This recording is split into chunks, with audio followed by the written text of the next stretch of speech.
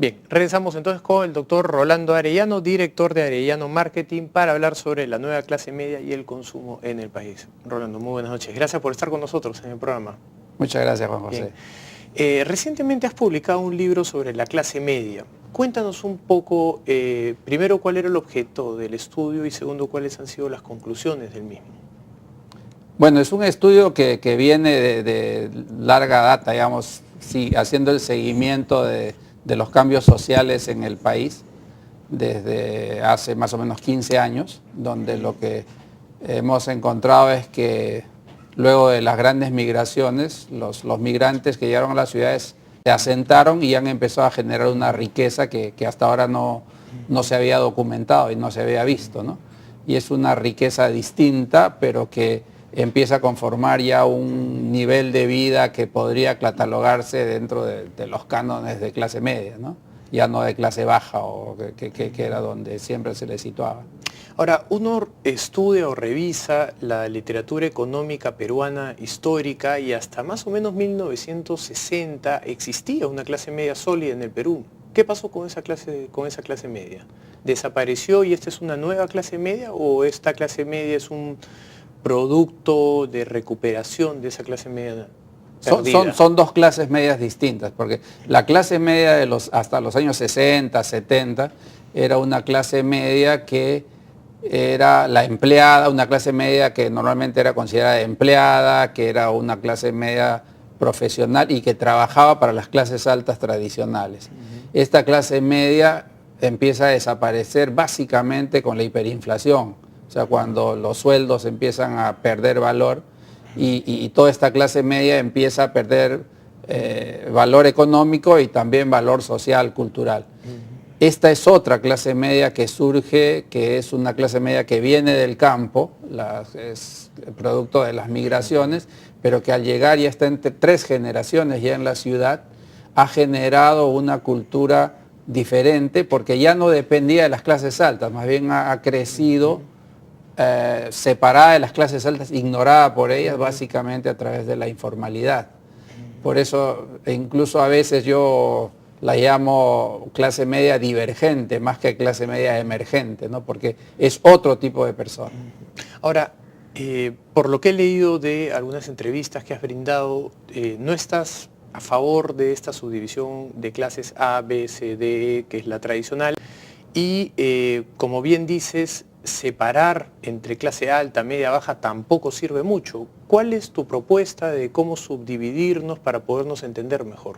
Claro, lo que pasa es que con estos cambios las mezclas sociales son tan grandes que el estereotipo que se había formado en función del que es ser alto, medio, bajo, o A, B, C, D, es un estereotipo que ya no funciona. ¿Por qué? Porque tú puedes encontrar, por ejemplo, gente con mucho dinero que no responde a los cánones tradicionales del A, o sea, el A que algunos podrían llamar pituco o el A de las clases de 2 apellidos, ¿no? Y viceversa, vas a encontrar mucha gente con mucha tradición familiar, de cierto nivel de vida que no tiene dinero ahora. Entonces nosotros por eso usamos una segmentación adicional, no en vez de, sino adicional, que es una segmentación por estilo de vida, donde vas a encontrar, por ejemplo, gente progresista, que puede tener muchísimo dinero, pero que no necesariamente corresponde a esa clase A tradicional, y viceversa, y sofisticados, que puede ser más bien esa persona más apitucada, pero que no necesariamente es una persona que tiene dinero, ¿no? Entonces, esas mezclas sociales hacen que definirlos por estilos de vida te ayuda a comprender mejor esta nueva realidad. Partí en la pregunta anterior por asumir que subdividir a la población haría más sencilla la investigación. Te pregunto esto entonces ahora más que marquetero como investigador, ¿es adecuado hablar de la necesidad de subdividir? Por ahí estoy equivocado y no deberíamos de subdividir, sino tratar de entender el consumo, los patrones de consumo de otra manera, ¿o es correcto subdividir para poderlo hacer de una manera más sencilla? No, sí es correcto subdividir, lo que pasa es que hay que subdividirlo de la manera adecuada. Es decir, si tú, nosotros lo vemos, en realidad hacemos investigación social desde el punto de vista de los mercados. O sea, nosotros hacemos marketing pero nuestro acercamiento a la realidad es, oye, estudiemos cómo la gente se comporta en función del intercambio, así como los abogados lo ven desde el derecho, los politólogos desde la política. Entonces, lo que decimos es, si tú quieres vender galletas, bueno, de repente segmentar por sexo no es interesante, es mejor edad, ¿no es cierto? Niños y grandes. Y si segmentas por ropa, utiliza sexo, porque hombres y mujeres sí se visten distintos. Es lo mismo, el ABCD no lo puedes usar para todo, porque ya no necesariamente te está sirviendo, y por lo tanto utiliza otro tipo de segmentación. En este caso, el estilo de vida, que es la manera de pensar, de actuar, es una cosa que une a muchísima más gente en grupos distintos que no necesariamente se encuentran dentro del catálogo del ABCD. Entonces tú vas a encontrar gente sofisticada que le gusta la moda, que tiene cultura más o menos cosmopolita, etcétera, y que no necesariamente es el A. Tú lo puedes encontrar en Los Olivos, o lo puedes encontrar en Lince y también en Miraflores. Y vas a encontrar gente con mucho dinero, que son dueños de 20 camiones o de una fábrica, o que pueden ser los grandes industriales de ahora del país, que no necesariamente son el A tradicional. No los vas a ver con casa en Asia, los vas a ver con la mejor casa de Villa María del Triunfo, y van a tener muchísimo dinero. Entonces, es otra forma de ver a la sociedad que te lleve en el fondo a entender que incluso hay, ya regresando a lo tradicional, dos clases medias. Pues, ¿no? La clase media tradicional, que es la que todo el tiempo ha visto caída, que todo el tiempo se queja de que la clase media está desapareciendo, y esta nueva clase media emergente, que es inmensa y que lo único que ha visto es crecimiento. O sea, desde que sus abuelos llegaron a las ciudades, llegaron a un cerro y tenían casas de esteras, y ahora los nietos son empresarios, tienen tiendas en Gamarra, y sus hijos estudian en la universidad, ¿no? En política se usa de igual manera para diferenciar a las diferentes formas de ver la realidad, la izquierda y la derecha. Y ya muchas personas han dicho que eso no sirve porque no hay cómo encajar hoy día el crisol de diferentes visiones en una estructura lineal.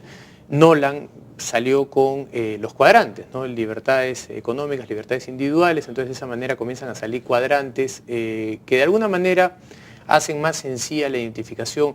¿Se podría de alguna manera estructurar la división clásica ahora en cuadrantes, ya no A a E, sino tal vez A a E en cuanto económico, y también entre lo tradicional y lo moderno, lo progresista, como lo llamas tú, de tal manera que uno pueda tener pues, un abanico mayor para explicarnos qué es lo que está sucediendo?